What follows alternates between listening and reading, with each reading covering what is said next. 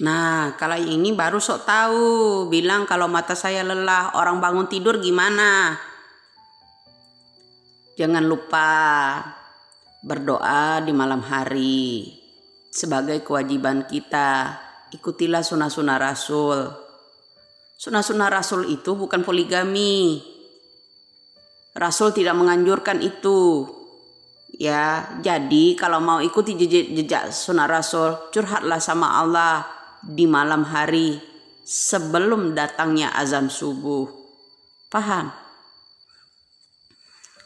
Jadi kalau Anda menyebutkan saya lelah urusan negeri ini, saya tidak pernah lelah. Dari 2016 lalu saya ini sudah viral seperti ini. Apalagi kasus-kasus masalah rizik pada waktu itu. Karena saya tahu betul saya ini tetangga. Ya. Nah, sekarang gini, ya, kasus Vina ini berkelanjutan panjang. Kenapa? Ada yang menghapus catatan kakak dari keluarganya, seorang anaknya. Ya kan? Karena dia seorang anak bupati, wali bupati. Gini bro, Pinah itu saksi sebenarnya. Ketika terjadi pemukulan pada waktu itu masih hidup. Dilarikanlah ke rumah sakit. Kenapa tiba-tiba sampai di rumah sakit itu dia masih bicara? Kok ditangani oleh orang-orang di rumah sakit itu dia kok bisa meninggal? Itu bro, itu masih sempat dilarikan ke rumah sakit. Pina itu masih hidup. Paham? Lagi pula gini. Kawan-kawan geng motor itu kan tim sesnya banyak. Salah satunya ya ketika yang namanya Bapak Sunjaya itu sebelum jadi bupati. Ya makanya tahu kawan-kawan Peggy Setiawan itu. Tahu betul, boleh dites DNA dong. Ya. Nah, Bapak Sunjaya ini ya memiliki banyak anak, salah satunya Peggy Setiawan itu. Ya. Kenapa tiba-tiba dihapus? Ya, karena Pina mengetahuinya. Lalu Pina ketika di rumah sakit masih bisa bersuara, diakalin supaya dia tidak bisa bicara. Ya dah. Nah, seharusnya pihak rumah sakit juga kepolisian ya menginterogasi di mana Pina itu dilarikan pada waktu itu. Setidaknya memberikan informasi untuk negara ini ya. Orang-orang yang menangani Vina ketika di rumah sakit. Kemudian lambat laun doa saya yang namanya Peggy Setiawan asli dari anak bupati, wali bupati ya. Seorang bupati ya. Terus anak-anak dari wali bupati juga, geng-geng motor ini segera menyerahkan diri kalau kehidupannya mau aman. Tidak nyaman bro sekarang ini. Ya, lihat mata saya. Tidak akan pernah nyaman. Tidak akan pernah nyaman. Karena saya tahu betul yang namanya Sunjaya. Mereka geng motor itu termasuk AF itu adalah tim sesnya Bapak Sunjaya. Seorang bupati Cirebon. Paham? Lalu seorang Sunjaya itu siapa? Sunjaya adalah mantan seorang jenderal. Paham? Di sini harus kuat amat sih backingannya. Tapi mereka sekeluarga tidak akan pernah nyaman selama hidupnya ini. Ini baru 8 tahun bro. Itu aja udah membuat keluarganya kocar kacir, tidak nyaman.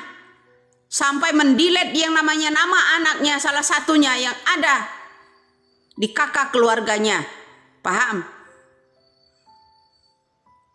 Ngaku ayahnya cecep lah apalah. Nggak usah berbohong ya. Saya nggak bisa dibohongi orangnya. Itulah saya. Saya nggak akan bisa terima kebohongan itu. Ya, baik itu kebohongan untuk pribadi saya maupun membohongi publik negara ini. Jangan mentang-mentang mantan jenderal mencalonkan diri sebagai bupati. Kasus itu geng motor yang melibatkan anak-anaknya dibungkam. Suatu saat akan terbongkar. Marilah bersuara. Kenapa? Ibu, ada yang DM di situ. Bu, belum dengar ya? Kalau ada salah satu netizen yang berbicara, itu udah dibunuh. Ancaman buat saya. Itu ancaman buat saya. Saya tidak pernah lelah. Ya, jadi ingat, seorang Pina pada saat dilarikan di rumah sakit masih hidup. Paham? Sampai di situ? Selesai mendadak begitu saja. Kenapa? Ibtu Rudiana bungkam. Padahal salah satu korban juga anaknya. Tidak mau berlarut-larut. Tidak nyaman kan akhirnya? Juga seorang bupati Sunjaya, mantan bupati. Anak-anak itu adalah tim sesnya, termasuk AF. Lihat kalian ya. Jangan bilang itu bukan tim sesnya. Ya, langsung ditangkap aja saat ini.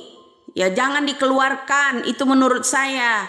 Orang-orang yang udah diinterogasi dulu 2016 lalu, tangkap kembali. Kalau memang kepolisian itu mau cemerlang lagi. Jangan mentang-mentang ya, mantan bupatinya mantan jenderal sehingga Indonesia dibungkam semua. Oh ya. Ada pula seringkali seseorang ya selalu mengikuti ayahnya datang ke rumah jenderal, tapi tidak pernah boleh parkir di depan rumah seorang jenderal tersebut. Selalu jauh dari rumah seorang jenderal. Kalau mau nyamperin jenderal ada keperluan, ya jalan kaki, parkirnya jauh. Segitu seremnya gitu mantan jenderal. Apakah filosofi yang disampaikan oleh Bapak Bung Karno itu benar? Karena kita lebih sulit melawan penjajah di negara kita sendiri. Penjajahnya oknum polisi, pejabat kita sendiri, mafia lawan kita. Kemudian kalian tidak setuju dengan apa yang saya ungkapkan. Mafia itu musuh besar di negara kita ini. Seharusnya kalian harus mendukung itu.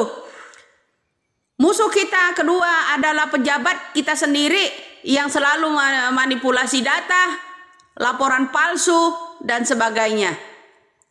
Kebohongan, KKN, nepotisme selalu masih ada di tubuh pejabat-pejabat kita.